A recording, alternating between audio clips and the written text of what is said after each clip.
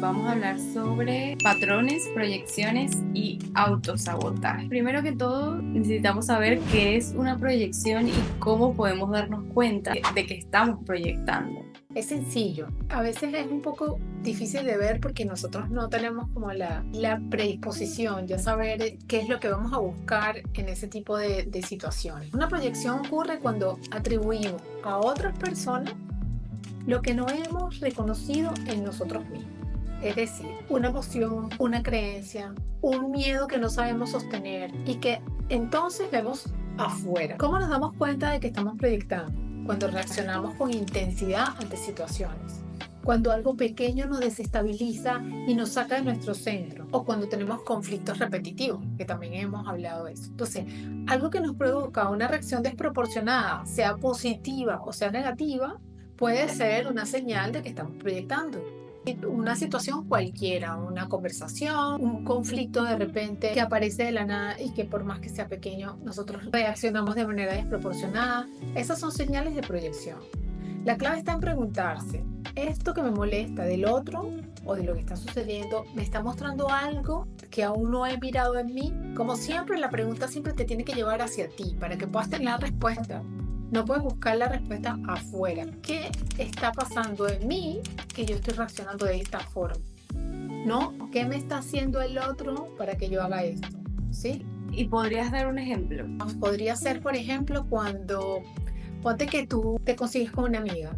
Te quedas con una amiga para encontrarse en un café o algo y de repente tu amiga llega 10 minutos tarde, pero tú te empieza a dar una rabia espantosa que cuando llega no le quieres ni hablar y te echó a perder la tarde porque ella llegó 10 minutos más tarde. ¿Qué pasa ahí?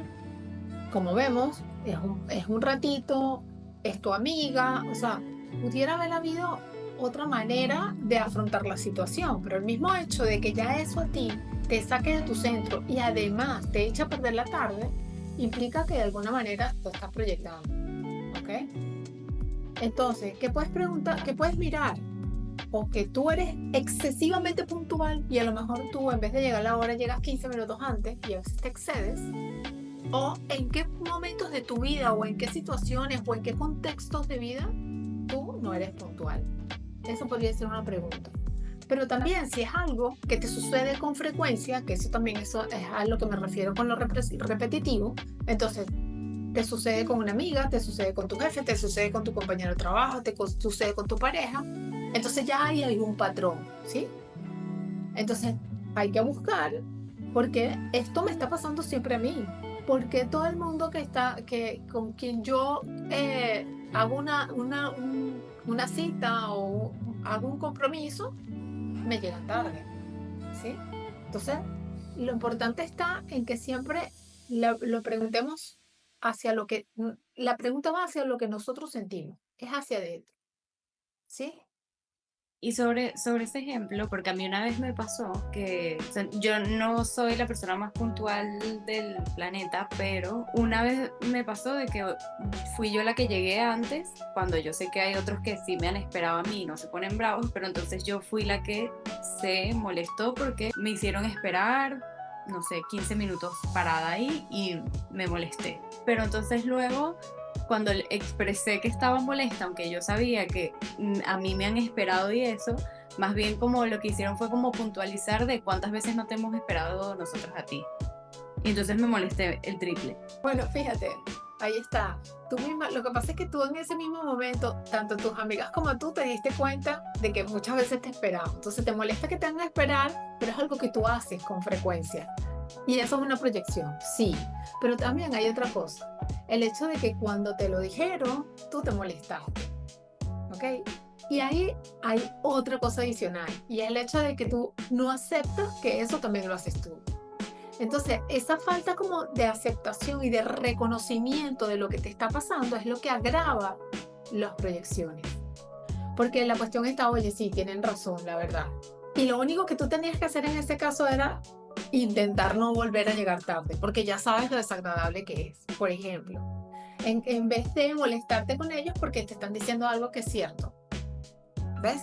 al final yo misma me estaba como intentando calmar con esa situación y decía como, pero no te pongas brava porque tú también lo haces. No me funcionaba, yo seguía poniéndome brava hasta que ya tomé algunas respiraciones y dije, olvídalo, ya. Eso es, eso es. En el momento, bueno, te quedaste enganchada en la crítica, o sea, lo tomaste como una crítica más destructiva que constructiva, aun cuando cognitivamente sabías, o sea, racionalmente tú sabías que tenían razón.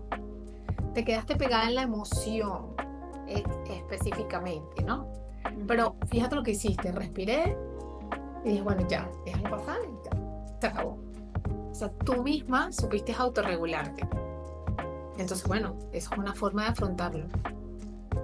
Ahora, si tú hubieras empezado eso que te pasó y que tú sentiste que te tuviste que aguantar un ratito para calmarte, es más bien lo hubieras expresado empezando a refutarles eso a ellos y discutiendo con ellos y hubieras seguido echando a perder la noche. Ah, bueno, ya ahí es otra cosa, pero fíjate, eso es una respuesta de afrontamiento. Es la manera en la que tú afrontas las críticas.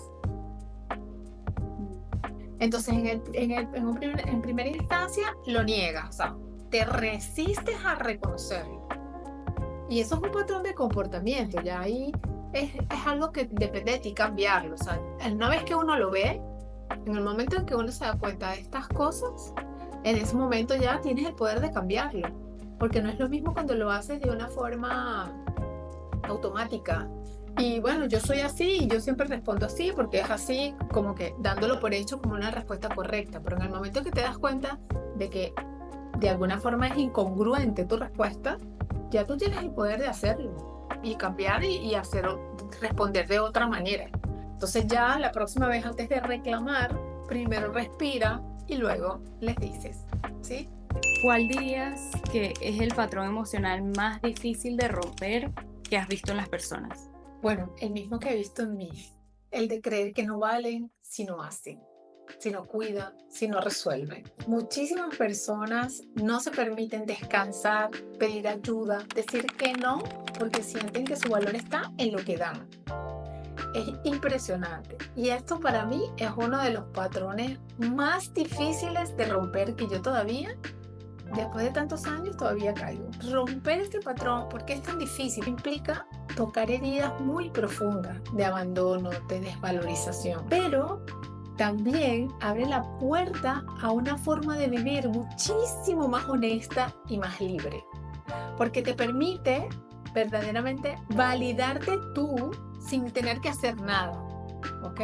Cuando tomas conciencia de que ese patrón es algo que maneja tu vida y tú empiezas a hacer esos cambios que, como estamos hablando, empiezas a responder de una manera diferente, a autorregularte y a no estar siempre como dispuesta a dar a los demás y a ocupar espacios que a lo mejor no te corresponden, entonces es cuando uno se le abre el mundo. Pero este sí, para mí, es uno de los patrones más difíciles de romper. Detrás del miedo a sentir. El miedo a sentir es el miedo a desbordarse, a no poder con eso, a perder el control, a revivir algo que a lo mejor dolió muchísimo, ¿ok? También es el miedo a no poder con lo que aparezca, con lo que llegue, a no sentirte lo suficientemente fuerte como para afrontar algunas cosas. Pero sentir no destruye, nos libera de poder realmente ser quienes somos y asumir quienes somos. Es el bloqueo, es la represión y la evitación lo que nos agota. No es precisamente el miedo como tal, ¿ok?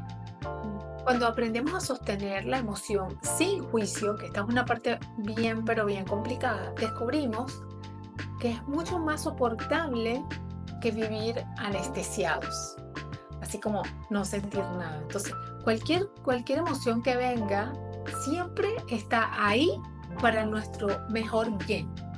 Siempre está ahí para ayudarnos. No está ahí para lastimarnos ni para sabotearnos. No.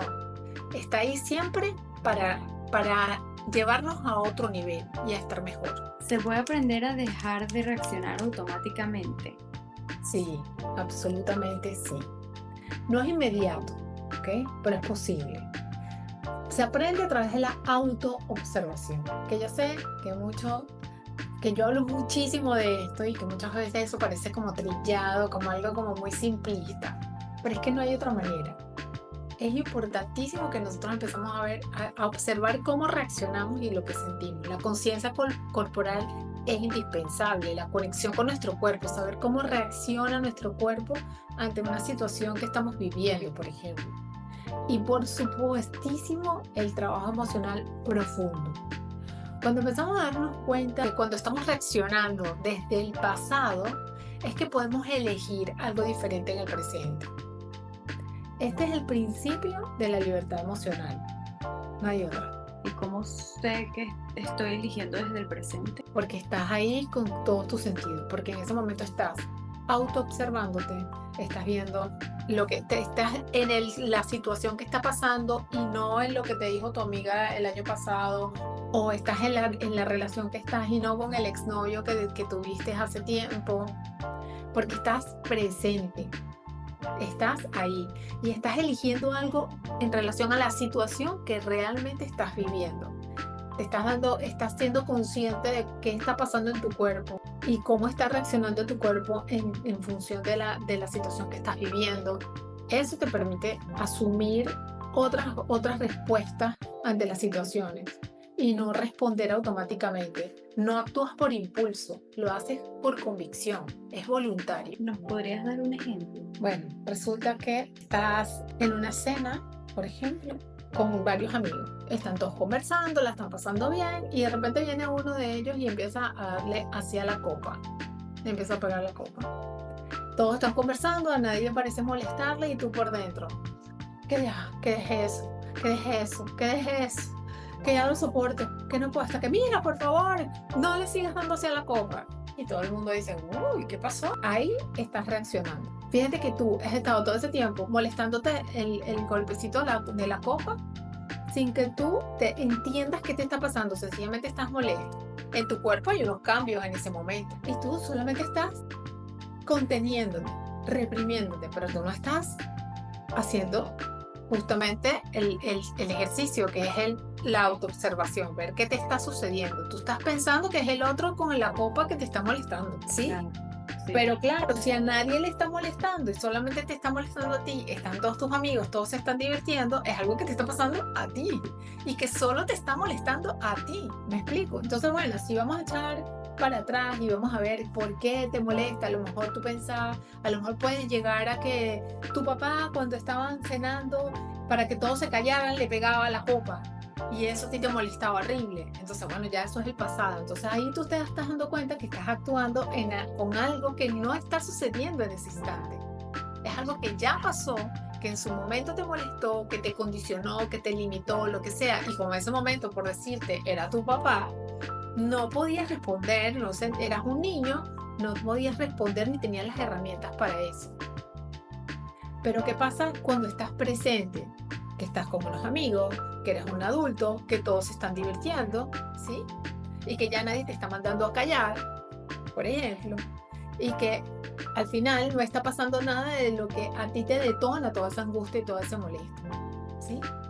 Entonces, ahí es donde te das cuenta y puedes ya elegir no actuar de esa forma tan desproporcionada, aunque sin embargo le puedas decir a tu amigo, ay, ya, por fin, no le hagas ahí, pero ya tú sabes lo que está sucediendo, que él no está haciendo nada y que no estás en el presente. También me gusta tener ejemplos para ponerlo en práctica más en su día a día. Muchísimas gracias, porque esas preguntas son preguntas que me hacen mucho, la verdad, y que bueno, que son cosas cotidianas, pero que son importantes de que las manejemos y veamos cómo las podemos afrontar de una forma mucho más efectiva. Muchas gracias. Gracias a ti.